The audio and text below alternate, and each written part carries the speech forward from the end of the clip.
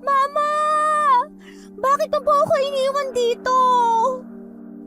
Mga palahaw yon ng batang babae na si Kali na naririnig sa kalagitnaan ng maulan at malamig na gabing yun habang nakasilong sa harap ng isang saradong tindahan. Sa tabi ng batang babae ay ang dalawang naglalakihang itim na aso. Habang patuloy sa pagtangis ang batang babae ay nakatunghay lang sa kanya ang dalawang alaga. Lumipas ang isang oras at tila napagod din ang 8 taong gulang na bata sa pag-iyak. Pinunasan ng bata gamit ang likod ng kamay ang pisnging basang-basa ng luha bago isa-isang tiningnan ang dalawang malalaking aso na nasa kanyang tabi. Pasensya na kayo, Pochi at Mikmik. Pati kayo nadamay sa galit ni Mama. Hindi ko kayo naprotektahan. Pasensya na kayo. Mahal na mahal ko kayong dalawa. Huwag niyo akong iiwan na. I love you, Pochi. I love you, Mikmik. Parang naintindihan naman ng dalawang malaking asong itim ang mga sinabi ni Kali. Ikinuskus ng purong itim na asong si Pochi ang tuktok ng kanyang ulo sa pisngi ng batang babae. Habang ang isang itim na may kulay puting guhit sa noo naman na si Mikmik ay dinilaan ang pisngi ng batang babae.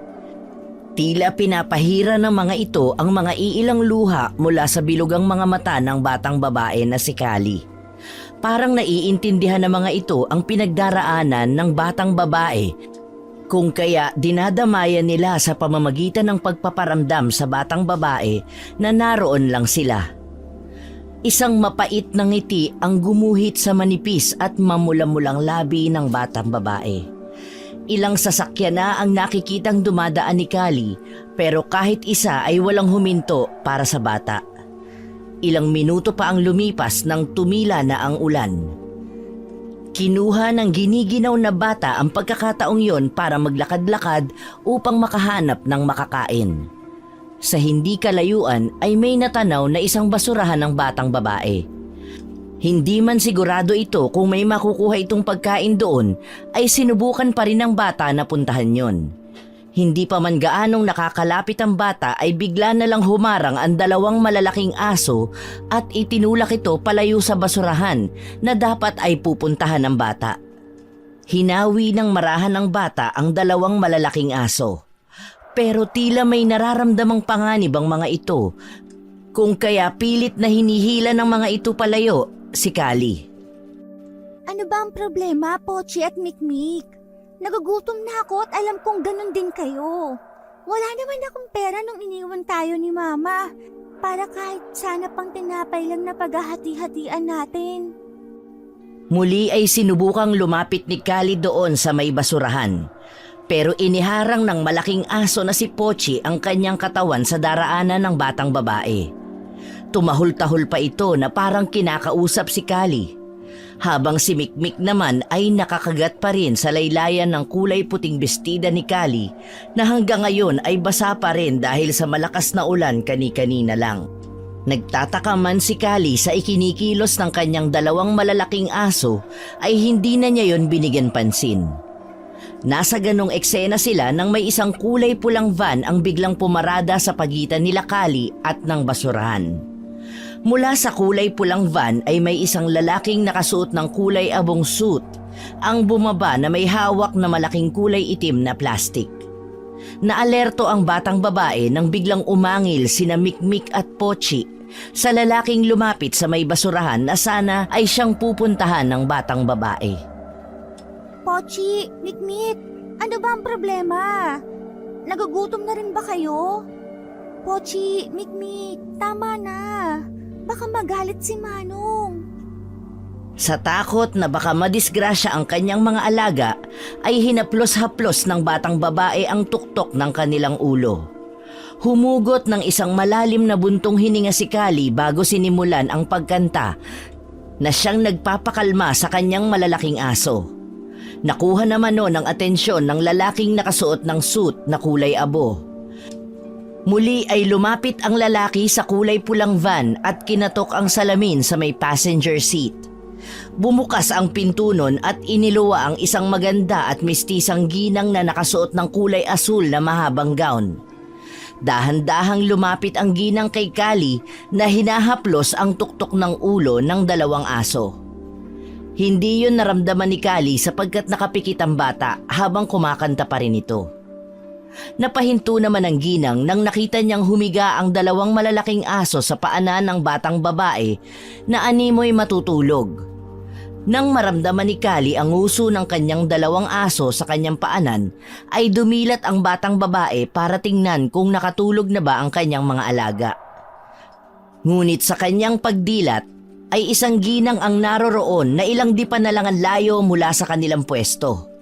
Hindi naman nakaramdam ng takot ang batang babae sa ginang sapagkat meron itong maamong mukha at malamyos na boses. "Iha, ayos ka lang ba?" May pagkain po ba kayo? Baka pwede po kami makahingi ng mga alaga ko. Nasaan ang mga magulang mo? Bakit nandito ka sa gilid ng madilim na kalsada? Alam mo bang delikadong lumabas ang mga bata ng ganitong disoras ng gabi? Nagalit pa kasi sa akin si Mama. Ako po kasi ang sinisisi niya sa pagkawala ni Papa at Kuya. Kaya po iniwan niya na lang po kami doon sa may harap ng tindahan. Ang ibig mong sabihin wala ka nang uuwian ngayon? Yumuko ang batang babae na si Kali at umiling-iling. Nagulat naman ang ginang sa nalaman. Kung kaya kaagad nitong nilapitan ng batang babae kahit pa nga naroroon ang malalaking aso. Nang makalapit ang ginang kay Kali ay niyakap nito ang batang babae. Noon naramdaman ng ginang na basang-basa ang bata. Sandaling inilayo ng ginang ang kanyang sarili sa batang babae. "Gusto mo bang sa amin na lang tumuloy?" Talaga po? Naku, paniguradong magiging masaya po kami nila Pochi at Mikmik sa bago naming tirahan. Pati ang mga aso? Hindi ba sila delikado? Hindi ba nangangagat ang mga yan? Hindi po, mababait po sila. Saka nakikinig naman po sila sa akin. Isa pa po, sila lang po ang naiwang alaala sa akin ni Kuya at Papa. Ah, ganun ba? O sige, isasama natin sila. Pero ayos lang ba kung sa pinakalikod sila ng van pupwesto? Dahil sa sobrang sayang nararamdaman ni Kali, ay nayakap niya ang ginang. Paulit-ulit siyang nagpapasalamat dito dahil hindi na nila mararanasan ang matulog sa gilid ng kalsada. Sa pagtayo ng ginang ay ginising na rin ni Kali ang kanyang mga alaga. Nang magising na ang mga alaga ng bata, ay mabilis din ang kamay niyang hinawakan ng kamay ng ginang at kinausap nito ang mga alaga. Mikmik, Pochi, may titirhan na tayo. Sila ang tutulong sa atin kaya dapat behave lang kayo ha. Pag sumakay tayo doon sa sasakyan nila, bawal tumahol at umangil. Dahil kung hindi kayo behave, hindi ko na kayo kakantahan. Parang naintindihan naman ng mga aso ang sinabi ni Kali dahil tumangu-tangu pa ang mga ito. Nang ituro din ng batang babae ang pulang van ay sinundan din yun ng tingin ng mga aso. Namamangha ang ginang sa kanyang nasasaksihang pagsunod ng mga malalaking aso sa sinabi ni Kali. Ilang sandali pa ay sabay nang naglakad si Kali at ang ginang palapit sa pulang van. Sa likod ng mga ito ay ang dalawang matatalinong aso ni Kali.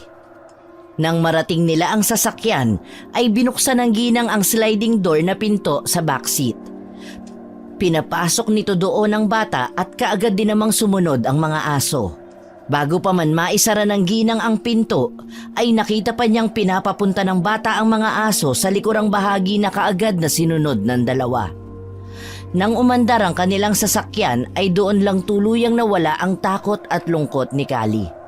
Maraming salamat po talaga sa pagtanggap sa amin nila Mikmik at Pochi ha.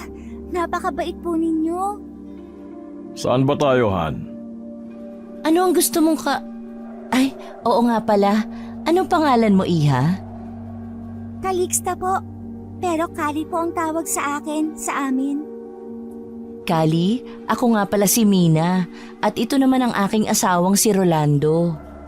Hello po, Tito, Tita Mina. Bakit niyo po kami tutulungan? Nagkatingi na naman ang mag-asawa sa tanong na yon ni Kali. Parang kapwa nagtatanungan kung ano ba ang isasagot sa bata. Pagal naman na napatawa si Rolando dahil sa hindi nito alam kung ano ang irarason sa tanong ni Kali. Naawa kasi kami sa inyo. May bagyo pa naman tapos nasa kalsada kayo. Kung may mangyari sa inyong hindi maganda, hindi kakayanin ng konsensya ko. Marami po talagang salamat sa inyo. Oh, ano bang gusto mong kainin, Kali? Fried chicken po at spaghetti. Mag-drive-thru na lang tayo sa Jollibee. Dumaan na rin tayo sa Alpha Mart para makabili ng pagkain ng mga aso. Kali, isuot mo muna ang jacket ko para hindi ka ginawin, ha? Salamat po. Masaya kaming tulungan ka, Kali. Han, dalian na natin, baka nagugutom na ang bata. Yes, ma'am. Sabay namang napahagik-gik si Kali at si Mina sa ginawang aksyon ni Rolando habang sinasabi ang mga katagang yon. Sumaludo pa kasi ito sa asawa na nagbigay ng instruction kung saan sila pupunta para makabili ng pagkain ng batang babae at ng mga alaga nitong naglalakihang aso. Halos kalahating oras din ang kanilang binyahe bago narating ang drive-thru ng Jollibee. Umorder ng isang kiddie meal si Mina. Sinamahan pa nito ng hot choco, french fries, creamy macaroni soup at isang chicken joy bucket. Pagkatapos makuha ang order ng mga ito ay naghintay na lang sila sa parking lot na dumating ang kanilang mga in-order. Pero wala pang isang minuto na naroon sila ay biglang nagpaalam si Rolando. Han, ang alam ko, malapit lang ang Alpha Mart dito eh. Lalakad muna ako para makabili na rin ng mga pagkain ng mga aso. O sige Han, mag-iingat ka ha. Ako pa. Mula sa may bintana sa gilid ay sinundan ng tanaw ni Kali ang papalayong figura ni Rolando.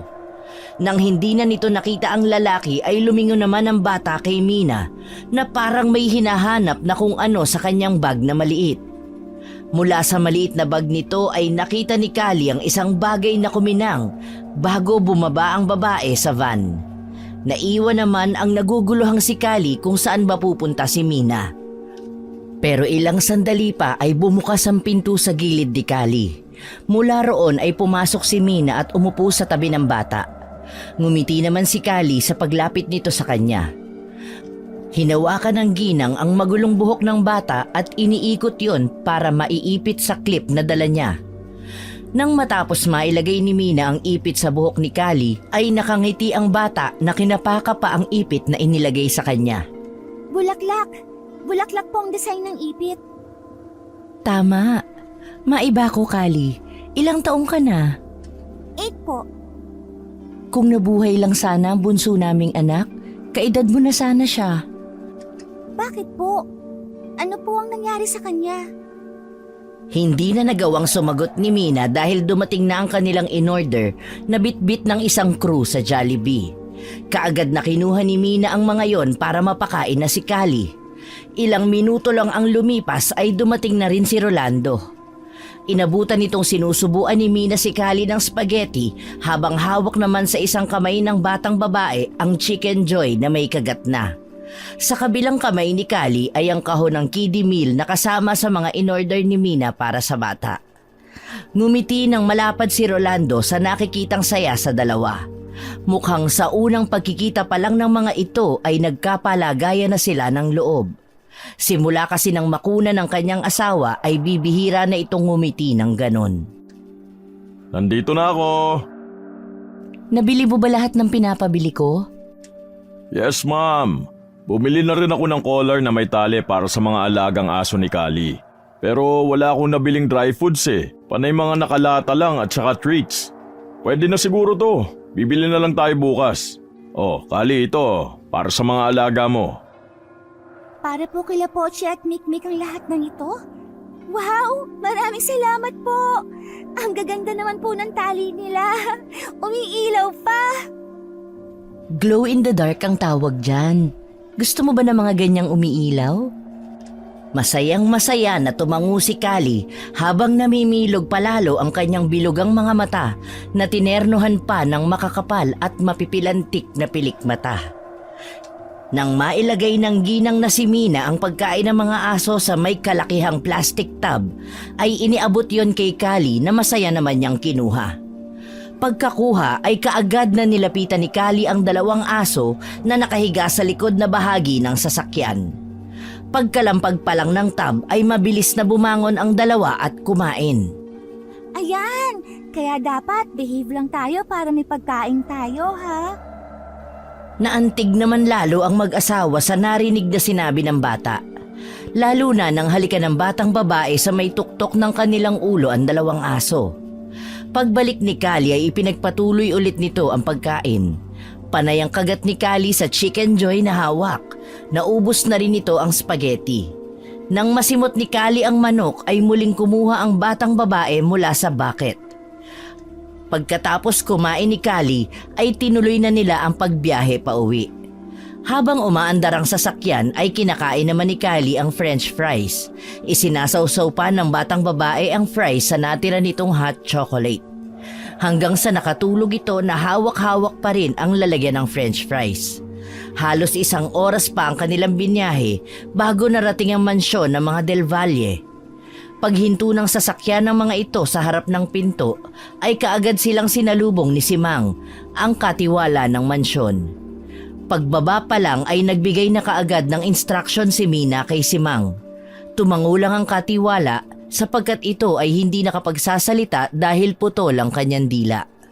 Pag nakuha mo na ang mga pinapakuha ko, puntahan mo ako sa kwartong katabi ng silid ni Rosie. Magdala ka na rin ng ekstrang kumot o sapin para sa mga aso, ha? Sandali lang si Mang. Dumating na ba si Mia?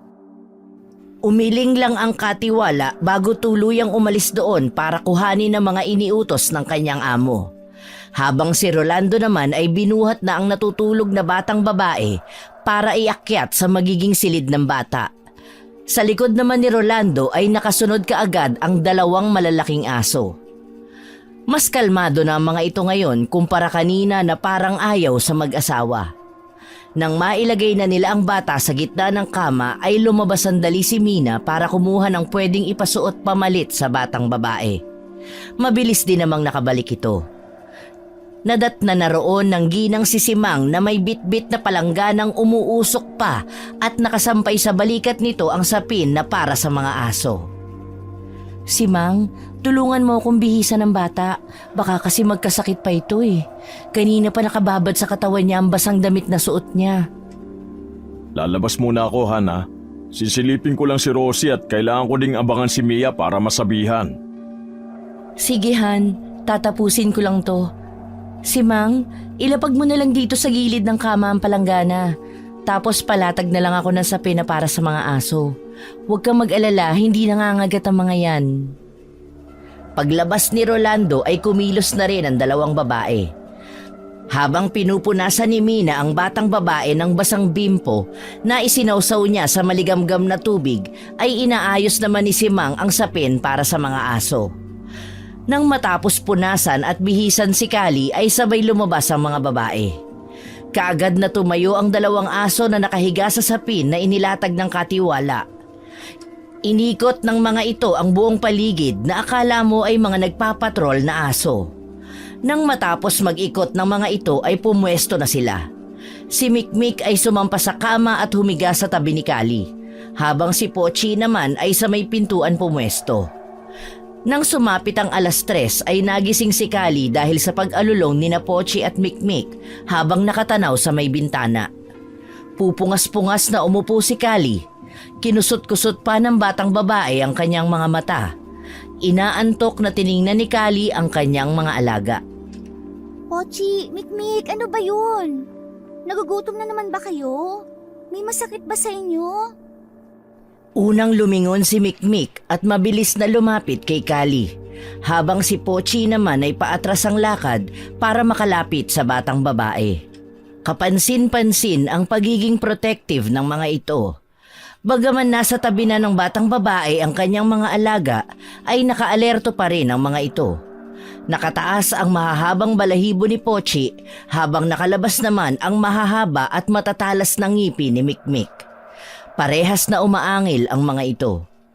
Tatayo na sana si Kali para hawiin ang puting kurtina na tumatabing sa bintana nang biglang bumukas ang pinto ng kwarto. Iniluwanon ang nag-aalalang si Mina. Sa likod naman ng ginang ay si Rolando at ang anak na dalaga ng mag-asawang Del Valle. Halos talunin na ni Mina ang distansya sa pagitan nila ni Kali para lang malapitan ito. Pagkalapit ay niyakap ng ginang ang batang babae. Nag-aalala ito para kay Kali. Namilog naman ang bilugang mata ng bata. Ayos ka lang ba? Nasaktan ka ba? Po, ayos lang po ako. Pasensya na po kung nagising po kayo sa pag-iingay nila Pochi at Mikmik. Wala naman pong masakit sa akin. Han, nagpapanik ka na naman. Mukhang ayos lang naman si Kali. Mas maganda siguro kung pasamaan na lang natin siya kay Simang dito para hindi ka na mag-alala. May bisita pala tayo? Mukhang naghahanda kayo para sa kabilugan ng buwan Namayani ang katahimikan pagkatapos ng biglang paglitaw ng lalaking mukhang babae na kamukhang kamukha ni Mina. Pero isa itong binabae na cross-dresser kaya napagkamalang babae ni Kali. Nagpapalit-palit ang tingin ni Kali sa ginang na nasa kanyang harapan at sa mukhang babae na nasa gilid ni Rolando na kararating pa lang. Tila nabigla ang lahat sa biglaang paglitaw nito kung saan. Ngumisi ang binabae kay Kali nang magtama ang kanilang mga mata. Nakadama ng takot ang batang si Kali sa paraan ng pagtingin nito sa kanya. Kasabay nun ang biglaang pagtahol at pag-angil ng mga alagang aso ni Kali na nakatayo sa kanyang magkabilang gilid. What? Nalunok nyo ba mga dila nyo? Mukhang nagbago na ang taste mo, my twin sister. Fresh na bata na pala ang gusto mo ngayon. Akala ko, Hindi na natapos ng binabae ang kanyang sinasabi nang bigla itong hilahin palayo doon ni Rolando. Sinundan naman ang tingin ni Kali ang binabae. Nang hindi na niya nakita ito ay bumalik ang tingin ng batang babae kay Mina na seryoso ang mukha. Tumahimik na rin ang dalawang aso nang makaalis si Rolando at ang binabaeng kamukhang kamukha ni Mina. Nakatulala pero seryosong nakatingin sa kawalan si Mina. Itinaas naman ni Kali ang kanyang maliliit na kamay at hinaplos ang pisngi ng ginang na nagpabalik sa wisyo nito. Ayos lang po ba kayo? Sorry po kung nag-ingay sina Pochi at Mikmik. Nakakahiya naman po. Nakikituloy lang po kami tapos hindi pa po kami nag-behave. Naku, wala yun. Maganda nga na lagi mong kasama ang mga alaga mo para may poprotekta sa'yo. O sige na, bumalik ka na sa pagtulog. Pagkasabi ni Mina nun ay biglang naghikab ang batang babae bago naglakad pabalik sa ibabaw ng kama. Dahil sa inaantok pa talaga si Kali ay agad siyang humiga. Sumampa rin sina Pochi at Mikmik sa magkabilang gilid ng batang babae. Doon ay humiga rin ang mga ito at pinagitnaan ng batang nakatulog kaagad pagkahigang pagkahiga pa lang. Palihim na napangiti si Mina. Habang ang dalagang hanggang ngayon ay nakatayo pa rin sa bungad ng pinto, ay nakasimangot habang pinapanood ang ina at ang inuwi nitong batang babae. Umirap muna ito bago umalis sa kanyang kinatatayuan upang bumalik sa sariling silid. Bago umalis ay lumapit si Mina kay Kali at hinalikan ng noo ng batang babae. Mukhang hindi mo na kailangan si Simang dito dahil paniguradong poprotektahan ka ng mga alaga mo. Pagkalabas sa silid ni Kali ay tinungo ni Mina ang study room. Batid ng ginang na doon dadalhin ng kanyang asawa ang kanyang kakambal para kausapin patungkol kay Kali. Ilang oras pa ang lumipas ay umaga na. Mataas na ang araw nang magising ang bata. Habang ang kanyang mga alagang aso ay mahimbing pa rin ang tulog, kung kaya nagdesisyon ng batang babae na wag munang tumayo para hindi magising ang mga alaga. At muli ay binalot ng antok si Kali kung kaya nakatulog itong muli. Ilang oras din ang lumipas nang magising siya ulit, pero sa pagkakataong yun ay hindi dahil sa liwanag, kung hindi dahil sa mahihinang tapik sa kanyang pisngi. Pagdilat ng mga mata ni Kali ay bumungad sa kanyang malabu-labu pang paningin ang figura ng isang babae. Nanlaki ang bilugang mata ng bata nang makilala ang gumising sa kanya. Pabiglang bumangon ito at panay ang hingi ng tawad sa ginang na malamyos lang na nakangiti. Sorry po, tanghali na po ako nagising. Huwag po sana kayo magalit sa akin. Bakit naman ako magagalit sa'yo? Ayos lang yun. Tama lang na mahaba ang tulog mo dahil bata ka pa. Sabi po kasi ni Mama sa akin, dapat maaga po ako gigising. Kapag hindi po ako gising ng maaga, nagagalit si Mama. Nanginginig na sabi ng batang babae na si Kali kay Mina. Napansin ni Mina na parang takot na takot si Kali. Kung kaya hinawakan ng ginang ang balikat ng bata. Napakislot naman si Kali nang maramdaman ang kamay ng ginang sa kanyang balikat. Itinaas pa ng batang babae ang kanyang kamay na parang may sinasalag. Napaatras naman ang ginang ng bahagya dahil sa reaksyong yon ng bata. Nakayuko din si Kali kung kaya hindi nakikita ni Mina ang takot sa mga mata ng batang babae na parang natroma. Nanginginig ang batang katawan ni Kali. Malalim din ang paghinga ng batang babae na akala mo ay hinihika. Bakit? Ano ba ang ginagawa ng mama mo kapag nagagalit siya? Pinapakpak po niya ako dito sa karito. Tapos, dito po. Tapos, hila po niya buko. Saka tampal-tampal po ako dito sa may pisngi. Wala sa loob na napayakap si Mina sa batang babae. Dinig na dinig ng ginang ang takot at pangamba sa boses ng bata. Para namang nanigas sa kinatatayuan si Kali. Hindi malaman ng bata kung yayakap ba siya pabalik sa ginang o tatayo lang doon na parang tuod. Iniangat ng batang babae ang kanyang ulo at pumaling sa kanan kung nasan ang ulo ng ginang na si Mina. Nabigla man at nagtataka ang batang babae sa kinikilos ng ginang ay hindi nakatiis si Kali na yumakap dito pabalik at ihilig ang kanyang ulo sa ulo ng ginang. Pangako ko po na magbibihave po kami nila Pochi at Mikmik para hindi po kayo magalit sa amin. Mas magiging masaya kami kung magiging masaya ka habang kasama kami. Naku, tama na nga ang drama. Magbihis ka at sa labas tayo mag-aalmusal. Dadalin din natin sa vet ang mga alaga mo para mapacheck up sila. Bibili rin tayo ng mga damit at laruan para sa'yo. Para po sa akin? Talaga po? Hindi po kayo galit sa akin? Hindi naman po ako iiwan sa labas katulad ng ginawa ni Mama. Oo, hindi kita ibabalik dun. Hindi payapa na mangyari yun. Alit. Isa pa, hindi ka na babalik sa kalsada dahil dito na ang bahay mo. Bahay nyo. Promise po, Tita Mina. Hindi niyo po kami iiwan sa kalsada. Oo, hindi kita ibabalik doon. Hindi ako papayag na mangyari yun. May isa lang sana akong hihilingin sa'yo, Iha. Ano po yun? Simula ngayon, wag mo na akong tatawaging tita. Mas gusto ko ang Mami. Okay lang ba na maging mami mo ako? Opo, Mami Mina. Sabay na naghagik-hikan sina Mina at Kali. Yun ang eksenang nadatnan ni Rolando. Nakasuot na ito ng maong na pantalon at kulay pulang plain na t-shirt.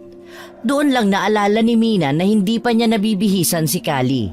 Lumabas sandali si Mina para kumuha ng damit na isusuot sa batang babae. Habang naiwan naman si Kali kay Rolando, panay lang tanong ng lalaki tungkol sa mga alagang aso ni Kali.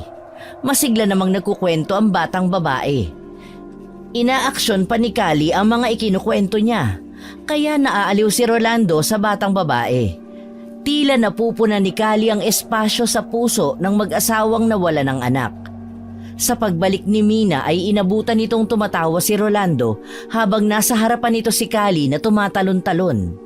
Masayang nilapitan ng ginang ang dalawa. Ano yan? Kayo ha, hindi niyo ako sinasali. Pero mamaya na yan.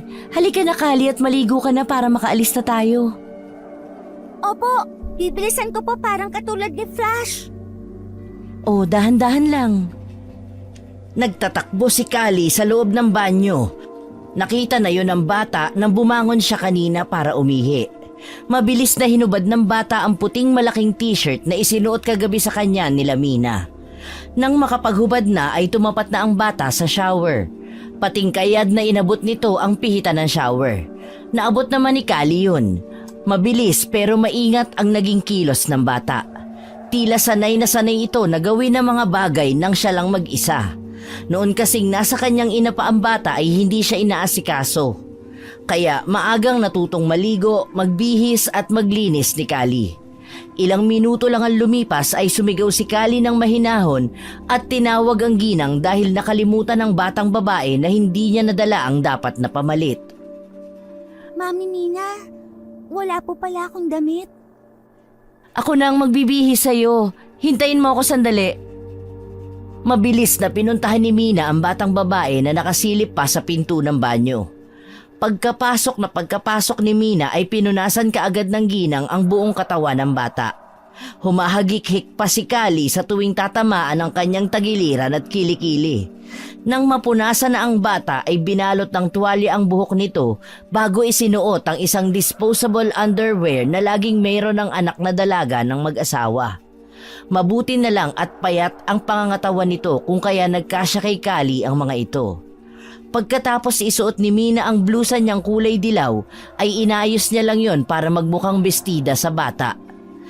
Pero napansin ni Mina na medyo maluwag ang blusa sa bata at nagmumuka itong hanger. Habang si Kali naman ay nakayukong tinitignan ang paggalaw ng damit habang iginagalaw pataas baba ang dalawang kamay. Dito ka lang muna ha, may kukunin lang ako para maayos natin ang damit mo. Opo, Mami Mina. Sandali lang naghintay ang batang babae. Pagkabalik ni Mina ay nginitian ito ng malapad ni Kali lalo na nang ipakita nito ang daladala.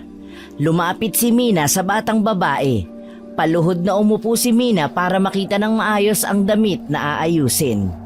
Diretso lang ang tayo ni Kali habang abala naman si Mina sa pagkakabit ng brooch sa may bandang harap ng bewang ng bata. Mabusising inayos yon ni Mina. Pagkatapos maikabit ay inutusan nito ang batang babae na tignan niya sa salamin ang kanyang suot. Nagtatalon sa tuwa si Kali nang makita ang brooch na hugis paro-paro. Wow! Ang ganda-ganda naman po nito. Maraming salamat po. Mabuti naman at nagustuhan mo.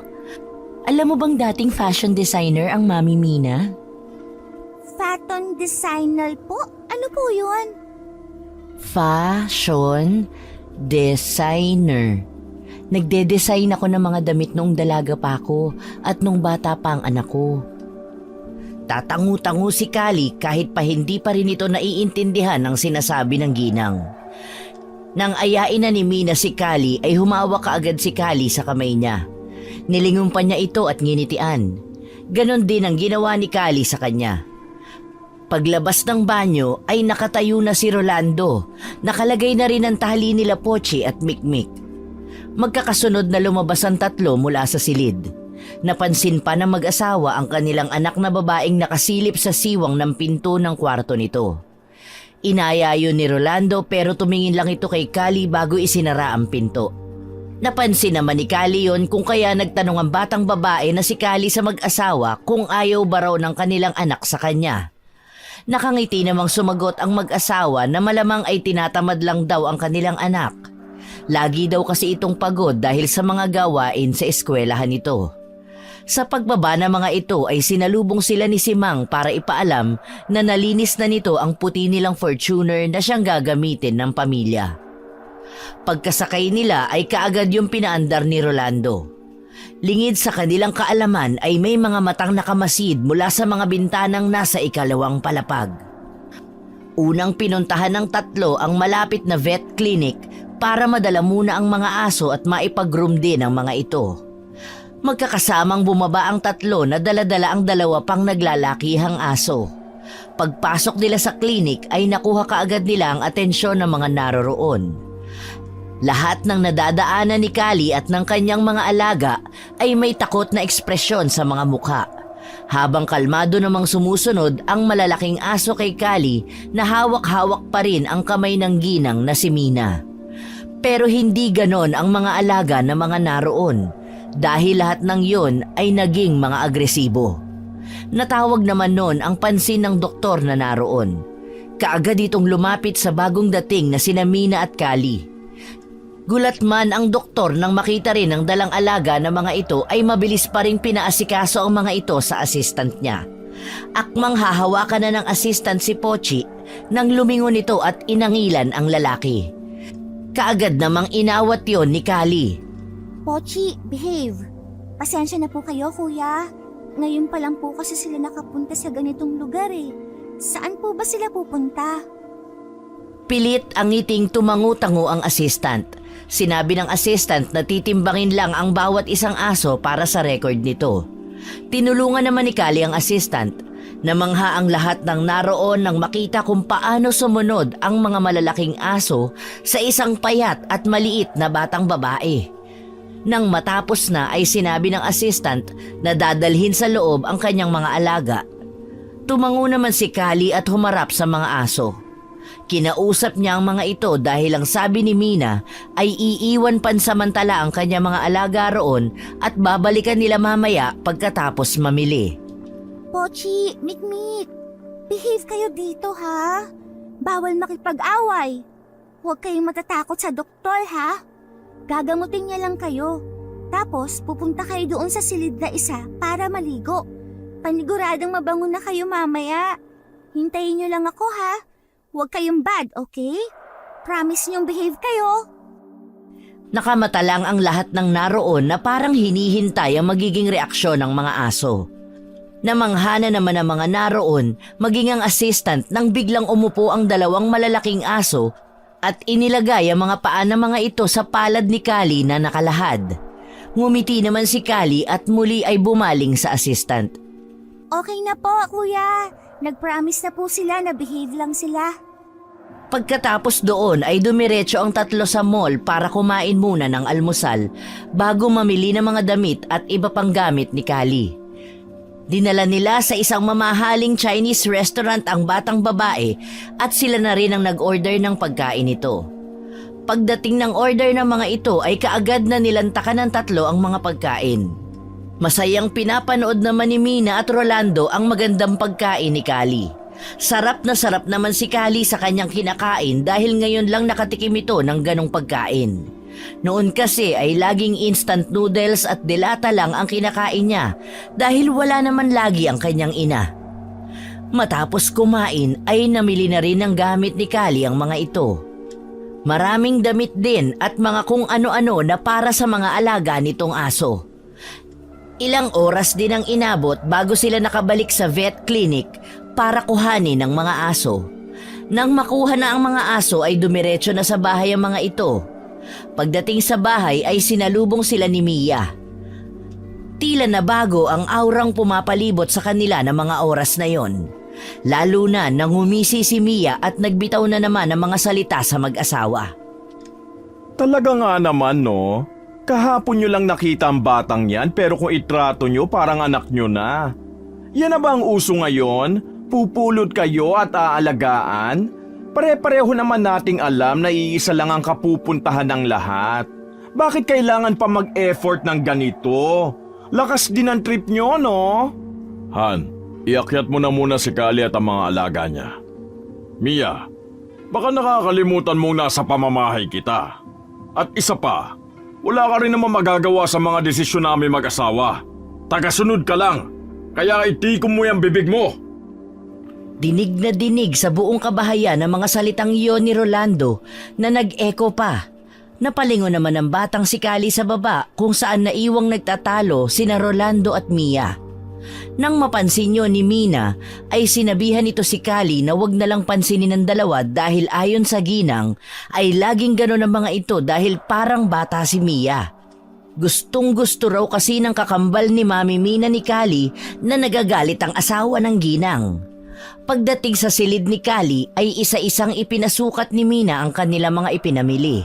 Inilabas din nila ang mga higaang binili para sa mga aso.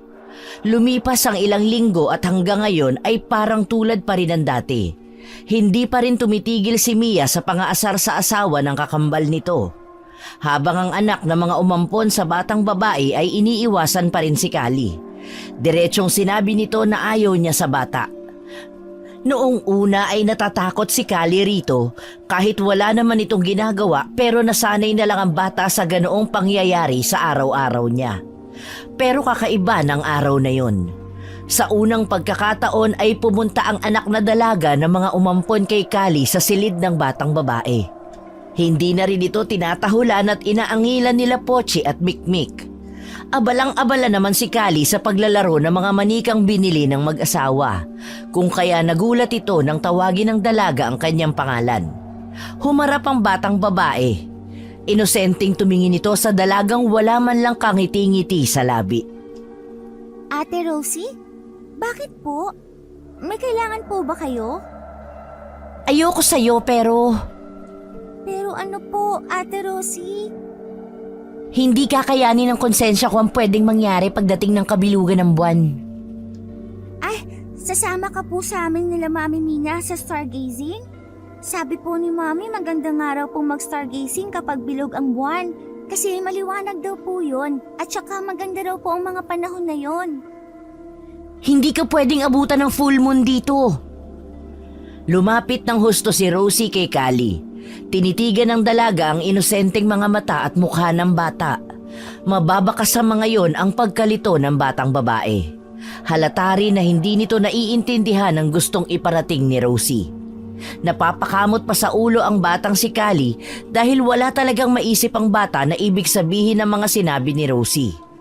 Umupo ang dalaga sa kama kung saan nakasalampak ang batang naglalaro lang kanina. Pabulong itong nagsalita muli at pilit na ipinaiintindi sa bata ang nais niyang iparating. Pero ayaw din ni Rosie na biglain ang batang si Kali. Ganito yon, Kali. Bago sumapit ang kabilugan ng buwan, sasamahan mo ko sa isang adventure. Pero dapat mangako ka na magbe-behave ka. At saka wala kang pagsasabihan ng mga pag-uusapan natin ngayon. Naiintindihan mo ba? Paano po pag nagtanong si Mami Mina? Sabihin mo lang na naglalaro tayo. Pero bad po ang magsinungaling. Hindi ka magsisinungaling. Ganito, makikipaglaro ako sa'yo basta ang mga magiging usapan natin hindi mo sasabihin kila Mami. Makikipaglaro ka po sa akin ng manika? Talaga po, ate? Naku, ang saya-saya naman. Pati na po tayo? Hindi naman tayo magkaaway. Bago tayo maglaro, Kali, gusto kong makinig kang mabuti. Hindi ka naligtas sa mansyong ito. Lalo na at mainit ang mga mata sa'yo ng aming mga kalahi. Hindi ko kakayanin kung mapapahama ka at wala akong gagawin. Kaya pag sinabi ni Mami na sumama ka sa akin bukas, gusto kong pumayag ka. Tapos dalin mo lang yung bag mo na maliit na yon. Huwag mo hahayaang halongkatin niya ni Mami, ha? Ako lang ang mag-aayos ng laman yan. Naiintindihan mo ba? Hindi pa rin po. Pero may pasok po ako bukas sa school, Ate Rosie. Tamang-tama. Ako ang susundo sa'yo. Ako na ang bahala sa gamit mo. Ako na rin ang magpapaalam kay Mami. Tumangu-tango naman si Kali kahit pa nga wala itong naiintindihan sa sinasabi ni Rosie. Bumuga naman ang hangin si Rosie na parang naginhawahan at napapayag ang ampo ng kanyang mga magulang. Masayang-masaya si Kali dahil maayos na sila ni Rosie. Nakipaglaro na rin ito kay Kali. Nagulat din si Kali nang lapitan ni Pochi at Mikmik ang kanyang ate Rosie at diniladilaan ang kamay nito. Nung una ay parang natatakot pa si ate Rosie sa mga ito pero sa paglipas ng oras ay nakikipaglaro na rin ng dalaga sa mga aso. Nalaman din ng batang babae na si Kali na Nalaman din ni Kali na matagal na palang gusto ni Rosie ang magkaroon ng alagang aso pero hindi ito pinapayagan ng kanyang ama. Tinuturuan pa ng dalaga si Kali sa pag-aayos ng buhok ng mga ito. Yun naman ang eksenang dinatnan ni Mina. Nagulat man ay nakaramdam ito ng tuwa sa nakikitang pagkakasundo ng dalawa. Aba, mukhang magkasundo na ang mga anak ko ah. Ang daya nyo naman, hindi nyo sinasali si Mami. Mami Mina, tinuruan po ako ni Ate Rosie ayusin ang hair nila, oh. Ang gaganda na po nila lalo. Tingnan mo po. Oo nga, ang galing naman. Bukas bibili tayo ng iba pang clip para sa mga doll mo ha. Para lahat sila maaayusan mo. Narinig mo yon, ate? Bibilhan tayo ni Mami Mina ng maraming clip para sa mga doll. Tumangu-tangu lang si Rosie nang may tipid ng ngiti. Habang si Kali naman ay isa-isang ipinapakita ang mga manikang inayusan nila ni Ate Rosie niya kay Mina. Nasa ganong eksena sila nang biglang mawala ng kuryente. Naging alerto naman sina Rosie at Mina dahil doon. Mabilis na hinatak ni Rosie ang kamay ni Kali at niyakap ito na parang pinoprotektahan. Habang ang mga aso naman ay hindi gumagalaw at parang pinakikiramdaman ng paligid. Tumayo naman si Mina at binilinan si Rosie na bantayang mabuti si Kali. Sa paglabas ni Mina ay mas humigpit ang yakap ni Rosie kay Kali na agad namang dinaing ng bata. Kung kaya niluwagan nito ang pagkakayakap niya. Ate! Hindi po ako makahinga. Ay, pasensya ka na. Mukhang gumagawa na sila ng hakbang para kunin ka. Kali, makinig ka sa akin ha. Itong isusuot ko sa'yo ay isang magical na kwintas. Wag na wag mong tatanggalin ito. At saka dapat, hindi mo hahayaang makita ito ng iba. Dapat tayo lang dalawa ang may alam na may ganito ka. Ano po ito? Magkakaroon po ako ng magic? Parang katulad po ng mga fairies? Parang ganon. Mangako ka ha. Masayang masaya naman si Kali sa kaisipang magkakaroon ito ng magic na katulad ng mga fairies. Pero lingid sa kaalaman ng bata ay isa yung pangontra at proteksyon. Nakangiting itinago ni Kali ang kwintas na may kahabaan sa loob ng kanyang damit. Kulay gold yon na may maliit na boteng nakasabit. Nagulat ang dalawa nang biglang bumukas ang bintana na nasa gawing likod nila sapagkat nakaharap ang mga ito sa pintuan. Naalerto naman sina Pochi at Mikmik. Mabilis ang naging kilos ng mga aso. Umangil ang mga ito at umaktong parang susugod sa kung sino man ang lilitaw sa may bintana. Napatayo si Rosie nang makaamoy ito ng mabahong amoy. Binuhat ng dalaga ang batang babae at binulungan itong pumikit at yumukyok sa kanyang balikat. Sumunod naman si Kali sa sinabi ni Rosie at ginawa nga yun. Yumakap din ng mahigpit si Kali kay Rosie. Nakarinig sila ng malakas na pagaspas. Gustuhin mang tingnan ni Kali kung ano yun ay mas pinili ng bata ang sundin ang mga sinasabi ni Rosie. Dinig ni Kali ang galit na angil nila Pochi at Mikmik. Kung kaya nakaramdam na ng takot ang batang babae. Naiiyak na ito sa sobrang takot, lalo na nang marinig ni Kali ang sinasabi ni Rosie na huwag itong lalapit. Kung ano man yon ay hindi alam ni Kali dahil nakapikit pa rin ang kanyang mga matang nagsisimula ng lumuha. Halos maihi sa takot ang batang si Kali nang marinig niya ang isang atungal na parang nanggagaling sa isang mabangis na hayop. Mas higit kasing malakas at nakakatakot ang tunog na nililikha nito. Kasunod nun ay ang pagsigaw ni Ate Rosie na tinatawag ang kanilang mga magulang. Kasabay ng pagdating nila Mina at Rolando ay ang isang daing na nagmumula sa isang aso. Doon naman napadilat ang batang si Kali. Lilingunin na sana ni Kali kung ano ang nangyari pero pinigilan ni Rosie ang kanyang ulo. Narinig pa ni Kali ang mga yabag ng papalapit sa kanila ni Ate Rosie niya. Nang biglang bumukas ang ilaw, nun lang binaba ni Rosie ang batang umiiyak. Mga anak, ayos lang ba kayo? Kali, Rosie, mga anak ko, wala bang nasaktan? Ano po yun, Mami Mina? Nakakatakot po siya. Isang ligaw lang na hayop, Iha. Han, ipahanda mo kay Simangan sa sasakyan, dali! Pochi! Mikmik! Ano po ang nangyari sa kanila? Bakit po ang daming dugo sa sahig? Prinotektahan nila tayo kaya silang inatake ng mabangis na hayop. Humagulgol si Kali. Nagtangka pa itong lapitan ng mga aso habang nilalagyan ni Rolando ng benda ang mga sugat nila. Niyakap naman ni Rosie si Kali na humahagulgol pa rin. Bago nagpaalam sa ama na bababa na sila ni Kali at sasakay na sa sasakyan para doon na lang hintayin ang mga magulang. Tumangulang si Rolando habang nakakunot ang noo na parang may malalim na iniisip. Nagwawala pa si Kali habang pababa ang dalawa sa hagdan.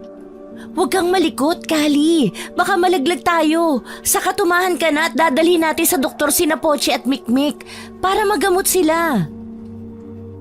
Ibig mo pong sabihin mo, buhay pa po sila? At gagamot po sila, doktor? Oo, buhay pa sila. At alam kong hindi sila mamamatay. Hindi sila basta mamamatay. Nagpunas ng luha at uhog si Kali gamit ang kanyang suot na damit. Nagpatuloy naman sa pagbaba si Rosie. Dumiretso sila sa sasakyang nakaparada sa harap ng pintuan. Doon ay ibinaba ni Rosie ang bata bago pumasok din at isinara ang pinto. Inilak pa niya yon. Habang hinihintay ng dalawa ang kanilang mga magulang ay humiga si Kali sa hita ni Rosie. Nagulat man ang dalaga ay hinayaan lang nito ang bata. Ang akala ni Rosie ay inaantok lang si Kali pero nagsimula itong kumanta na parang pilit na pinapakalma ang sarili. Noon pa man ay alam na ni Rosie na laging kumakanta si Kali, lalo na kapag gabi. Kinaiinis yun ng dalaga dahil para sa kanya ay nag-iingay lang ang bata. Pero ngayon ay parang naiintindihan na niya kung bakit kumakanta ito. Ilang sandali pa ay dumating na ang mga magulang ng dalawa. Buhat-buhat ni Rolando sa kanyang bisig si Pochi, habang pipilay-pilay namang nakasunod sa mga ito si Mikmik. Mabilis na binuksan ni Rosie ang pinto ng sasakyan para maipasok ang mga aso. Nang mailapag sa loob si Pochi ay binuhat din papasok si Mikmik. Pagkatapos noon ay pumunta na si Rolando sa harap ng manibela at nagmaneho papuntang vet clinic. Ilang minuto din ang kanilang biniyahe bago narating ang clinic. Sarado na ang mga katabing establishment doon. Sa harap ng klinik ay nakatayo ang doktor na dating tumingin kila Pochi at Mikmik. Nakasuot pa ito ng pajama na halatang nagpunta lang doon dahil sa urgency ng tawag ni Mina. Pagbaba nila ay kaagad na binuksan ng doktor ang pintong salamin ng klinik. Sumigaw ito na ipasok na ang mga aso at yun naman ang ginawa ni Rolando. Nang maipasok na ang pipilay-pilay na asong si Mikmik ay sumunod na kaagad sina Rosie at Kali. Nahuli naman ang doktor at si Mina. Maraming salamat talaga, Dok. Mabuti na lang po at gising pa kayo nung tumawag ako. Tumangulang ang doktor at nagmamadaling nagsuot ng guantes, mask at apron. Naiwan naman ang tatlo sa labas ng operating room. Si Rolando naman ang sumama sa loob sa doktor para mag-assist dito. Ilang minuto ding binalot ng katahimikan ang buong paligid nang hindi na nakatiis si Rosie. Noon pa lang sinabi ko na sa inyong hindi ligtas si Kali sa bahay. Ayaw ninyong makinig. Anak, mamaya na natin pag-usapan yan. Mamaya? Baka nga mamaya hindi lang ito ang gawin nila. Tumahimik ka. Mamaya ipahahatid ko kayo kay Nana Lusing. Pansamantalay dun muna kayo. Rosie, mangako ka kay Mami na poprotektahan mo si Kali. Mangako ka! Tumahimik si Rosie at niyakap ang ina. Si Nana Lusing kasi ay dating yaya ni Mina at Mia. Itinakas ito noon ni Mina dahil sa isang sikretong natuklasan nito. Katulad ni si Mang ay putol din ang dila ng matandang Lusing. Hindi dahil sa ipinanganak itong ganon, kung hindi dahil sa magulang ni Mina at Mia. Ilang oras pa ang lumipas nang lumabas si Rolando sa operating room. Nagpupunas pa ito ng pawis sa noo. Kaagad na sinalubong ito ni Kali at kaagad na nagtanong ang batang babae kung kumusta ba sina Pochi at Mikmik. Ngumiti ang lalaki at sinabing okay na raw ang dalawang aso pero kailangan pang manatili ng mga ito sa klinik. Lumapit si Mina kay Rolando at binulungan ito. Biglang nagtangis ang bagang ni Rolando at tumangu-tango. Kaagad na inaya ni Rolando ang dalawang anak para maihatid ang mga ito kay Nana Lusing. Gusto pa sanang silipin ni Kali ang mga alaga pero pinagbawalan siya ni Rolando. Hindi pa raw maaari. Walang nagawa ang bata kundi ang sumunod na lang. Sakay ng pulang van ay binaybay nila ang daan patungo sa Bulacan kung saan nakatira si Nana Lusing. 2 oras din ang binyahe nila. Nakatulog na rin si Kali habang panay naman ang tanaw sa labas ni Rosie. Nang marating nila ang harap ng bahay ni Nana Lusing ay pinababalang ni Rolando ang mga bata. Nag-abot lang ito ng iilang libo kay Rosie para maging panggastos nila pansamantala habang naroroon. Pupungas-pungas pa si Kali nang bumaba sila. Bagamat hindi bumaba si Rolando ay hinintay nito na makapasok ang mga bata bago umalis. Nang matanaw ni Callie na umalis na ang pulang van ay lumapit ito kay Rosie. Ate Rosie, hanggang kailan po tayo dito? Paano ko po madadalaw sila Pochi at Niknik? Hindi ko pa alam, Callie. Oo nga pala, ito si Nana Lusing. Siya ang nag-alaga noon kay Mami at Tita Mia noong mga bata pa sila. Bakit po pareha sila ni Yaya Singmang na hindi nagsasalita? Nagkatinginan sina Rosie at Nana Lusing. Tiningnan din ng inosenteng si Callie ang dalawang tao na nasa kanyang harapan. Hinihintay ng batang babae ang magiging sagot ng kanyang ate Rosie. Bumuntong hininga ang dalaga. Habang si Nana Lusing naman ay tumayo para ipagtimpla ng gatas ang dalawa. Hinawakan ng dalaga ang dalawang balikat ni Callie. Kaya naging attentive ang batang babae sa sasabihin ni Rosie. Ganito kasi yon, Callie. Meron kasing masamang elemento sa bahay ngayon, kaya hindi ako sigurado kung hanggang kailan tayo rito. Huwag kang mag-alala, mabait si Nana Lusing. Saka maganda rin dito. Masamang elemento? Monster? Hala! Monster yung kanina, Ate Rosie? Oo, monster. Kasi nga, may magic ka na ng katulad sa fairies. Kaya po pala, Ate Rosie. Ano po bang panlaban ko sa kanila? Kasi baka mamaya puntahan na naman nila ako.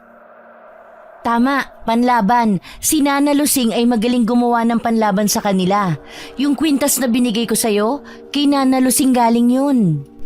Nagningning ang mga mata ni Callie. Sakto naman ang dating ni Nana Lusing. Sumenyas ito sa dalawa na inumin na ang kanilang gatas para makatulog na sila. Pumayag naman ang dalawa pero nagtanong si Callie sa matanda tungkol sa monster.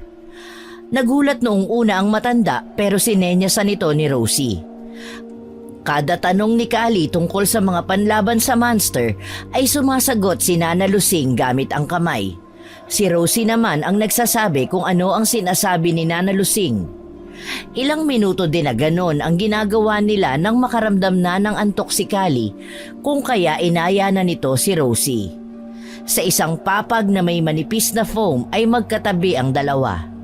Kaagad na nakatulog si Callie, pero hindi si Rosie. Hanggang ngayon ay iniisip pa rin ng dalaga ang ginawang pagsugod ni Tita Mia niya kay Callie. Iniisip din ng dalaga na paano na lang kung wala siya doon. Nasa ganong pag-iisip ang dalaga nang mapansin niya ang matandang babae na si Nana Lusing na nakatayo sa bungad ng pinto ng kwartong tanging kurtina lang ang tabing. Naglalagay ito ng asin, nagsabit din ng bawang ang matanda. Nang mapansin itong gising pa si Rosie ay sinenyasan niya itong lumapit para kuhanin sa matanda ang hawak na isang bungkos ng bawang na isasabit sa nag-iisang bintana roon. Pagkatapos noon ay umalis na si Nana Lusing, kaya bumalik sa pagkakahiga si Rosie. Ilang minuto pa ang lumipas ay hindi na nito namalayan na nakatulog na rin ito. Nang sumapit ang umaga ay isang malakas na sigaw ang gumising kay Callie. Wag! Wag! Parang awa niyo na! Ate Rosie! Ate Rosie! Gising po! Nananaginip ka lang po, Ate Rosie! Wag! Namilog lalo ang bilugang mata ni Callie dahil sa gulat nang biglang bumangon si Rosie habang nakataas pa ang dalawang kamay. Hindi nakagalaw ang bata, hawak pa nito ang dibdib. Nang mabalik sa wisyo si Rosie ay nakita nito ang batang babae na parang takot na takot. Nag-aalalang nilapitan niya si Callie na nasa hindi naman kalayuan. Callie, ayos ka lang? Anong nangyari sa'yo? Ate, nagulat po ako sa inyo. Bigla ka na lang po sumigaw. Nakita mo po ba yung monster sa dream mo po? Oo. Pasensya ka na kung nagising ka sa ingay ko, ha? Ngumiti lang si Callie at inaya na ang kanyang ate Rosie na pumunta na sa komedor dahil nakailang balik na pala roon si Nana Lusing. Sabay na nagtungo ang dalawa sa komedor. Doon ay inabutan nila si Nana Lusing na may isinasali na kung ano sa isang bote. Tinanong ni Callie kung ano yon at si Rosie naman ang sumagot. Lana ang tawag dyan. Maraming gamit ang langis na yan. Pwede sa buhok, sa sakit sa katawan, pwede rin sa pilay. Pwede po sa pilay? Ibig sabihin ay pwede po kay Mikmik? Ano po yung parang kahoy na isinama ni Nana Lucy na Ate Rosie? Saka yung kulay puti, amoy bawang. Ah, yun ba? Isa yan sa panlaban sa monster. Nagliwanag ang mukha ni Kali sa narinig. Ang iniisip kasi ng bata ay isang simpleng monster lang ang kanilang iniiwasan. Lingid dito ay isang hukbo ang naghahanap sa kanya. Nang matapos magsali ng langis ni Nana Lusing ay umupo na ito sa hapagkainan. Nagdasal muna si Rosie ng pasasalamat bago sila nagsimulang kumain. Nasa kalagitnaan sila ng pagkain nang may biglang dumating na isang sasakyang hindi nila inaasahan. Pagkarinig ni Nana Lusing nang humintong sasakyan, ay tumayo ito at lakad-takbo ang ginawa ng matandang babae papunta sa kanyang silid. Naiwan namang nagtataka ang dalawa. Pagbalik ni Nana Lusing ay may iniabot itong parang tali kay Rosie. Tila naintindihan naman ni Rosie ang ibig iparating ni Nana Lusing. Pahablot na kinuha yon ni Rosie at isinuksok sa bulsa ng kanyang suot na jogging pants. Nagtataka namang nakatingin si Kali kay Rosie. Pero bago pa man makapagtanong ang batang babae, ay may sinabi si Rosie na nagpabilog sa mata ni Kali. May iniabot din si Rosie sa bata. Isa yung bottle spray na may lamang holy water. May bisita tayo! Kali, ibulsa mo to, dali! Kinuha naman yon ni Kali. Ibubulsa pa lang sana yon ng batang babae nang padabog na bumukas ang pinto ng bahay. Napatayo si Kali dahil sa malakas na tunog na nilikha nun. Nagtago ang batang babae sa likod ni Rosie na nakatayo na rin pala. Inilagay nito ang kamay sa loob ng bulsa ng jogging pants. Mula sa may pinto ay iniluwa si Mia. Pumapalakpak pa ito na parang tuwang-tuwa sa pagkakatagpo sa kanila. Nakangisi din ito. Pero mababakas ang mga sugat nito sa mukha at leeg. Naisip kaagad ni Rosie ang kanyang mga magulang. Kumusta na, Nana Lusing? Hindi mo man lang ba ako sasalubungin? Anong ginagawa mo rito? Alam ba ni Daddy na pupunta ka dito?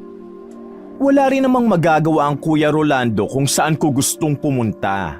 Isa pa, gusto ko lang makita kung totoo ang sinabi ng mga matatanda na itinatago ni Mina si Nana Lusing. Tama ba ako, Nana Lusing? Ay, oo nga pala. Hindi ka nga pala nakakapagsalita dahil pinutol ni na Mama at Papa ang dila mo.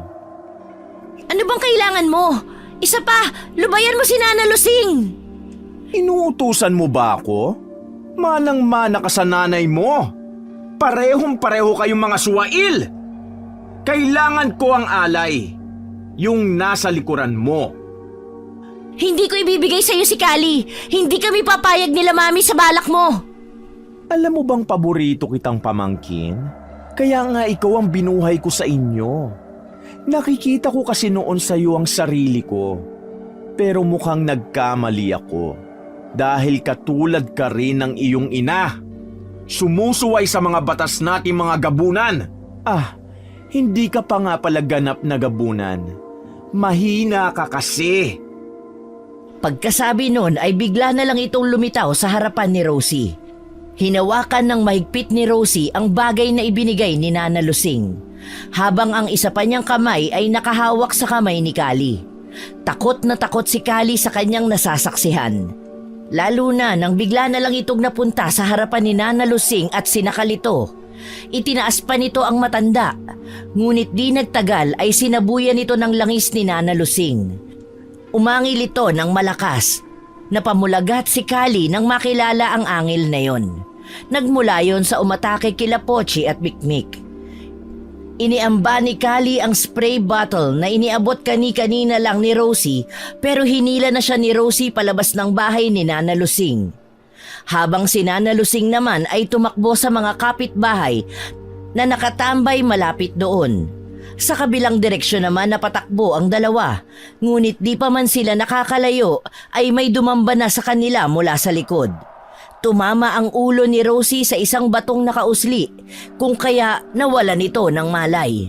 Habang si Kali naman ay isinakay ni Mia sa loob ng kotse bago yon pinaharurot. Habang papalayo ay nagwawala pa rin si Kali sa loob ng kotse. Kitang-kita ng mura nitong mga mata ang kalagayan ni Rosie na nakasadlak sa lupa. Nakita pa ni Kali na bumangon ito at may dugong umaagos sa ulo. Sigaw ng sigaw si Kali. Nagbabaka sakali na marinig siya ng kanyang tinatawag. Sa pag-aakalang narinig siya ni Rosie dahil sa nakita niya itong pilit na humahabol sa kotse, ay mas nilakasan pa ni Kali ang pagngawa at pagtawag sa pangalan nito. Ikinaasar naman yon ni Mia. Lintik na! Manahimik kang ang bata ka! Pag ako nasar sa'yo ay kakainin kita! Bad ka! Monster! Monster! Hindi na naituloy ni Kali ang sasabihin niya nang bigla itong umangil sa kanya na animoy isang mabangis na hayop.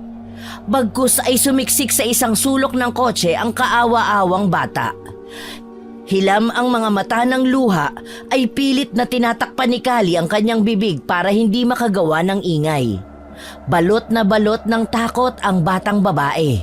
Hindi na rin ito naaalala pa ang hawak-hawak na bottle spray kanina na nailagay nito sa bulsa ng kanyang jumper. Nakatulugan ni Kali ang takot kay Mia. Nang magising si Kali ay nasa isang madilim na silid na siya. Hindi yun pamilyar sa bata. Plano sanang maglakad-lakad ng batang babae pero natulos siya sa kanyang kinatatayuan nang marinig niya ang mga angilan na napakalakas na animoy nag-aaway. Napaupo pa si Kali nang lumikha ng nakakatakot na ingay ang mga yon. Hindi man nakikita ni Kali ay maikukumpara niya yon sa dalawang mabangis na hayop na nag-aaway. Ilang saglit pa ay narinig ng batang babae ang hiyaw ni Rolando. Saan mo dinala ang mag-iina ko? Ilabas mo sila! Matagal na ako nagtitimpi sa'yo, Mia. Pinabayaan kitang manatili dito dahil kakambal ka ng asawa ko. Nasaan sila? Hindi mo na sila makikita.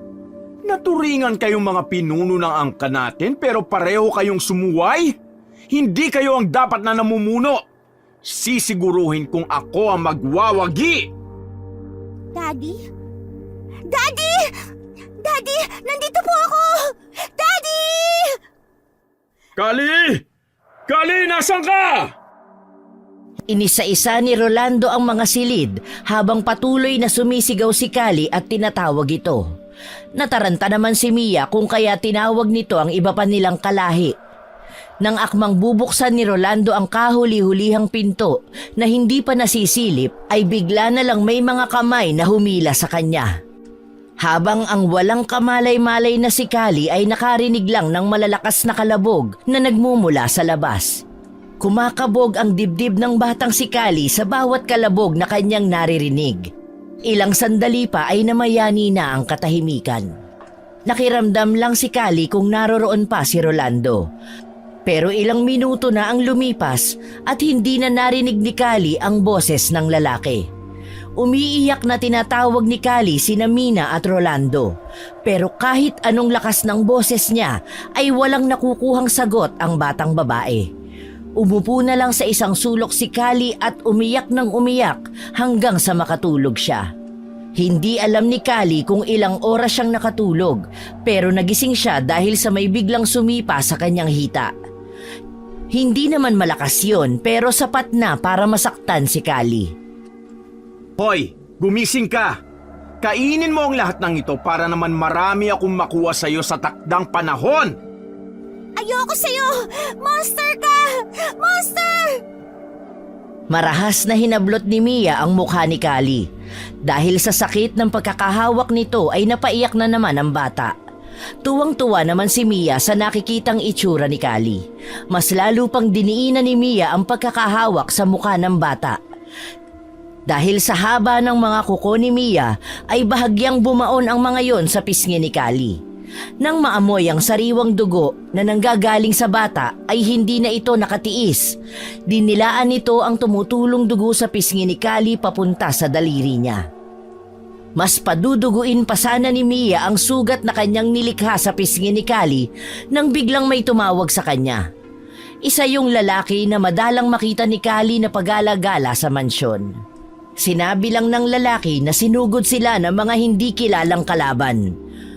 Marahas na itinulak ni Mia si Kali at nagmamadaling umalis. Tumama ang likod ng bata sa pader at napadaing na lang ito sa sakit. Ilang minuto pa ang lumipas nang mabuhayan ng loob si Kali. Kali! Nasaan ka? Ate Rosie? Ate Rosie! Ayoko na ba dito? Diyan ka lang! Hintayin mo ako, hahanapin kita! Kali, ang gusto ni ate, kumanta ka hanggang sa mahanap kita. Naiintindihan mo ba? Sinunod naman ni Kali ang mga sinabi ni Rosie. Kumanta ang bata na parang tulad lang ng araw-araw nitong ginagawa. Habang sa labas naman ay pilit hinahanap ni Rosie ang ampon ng kanyang mga magulang.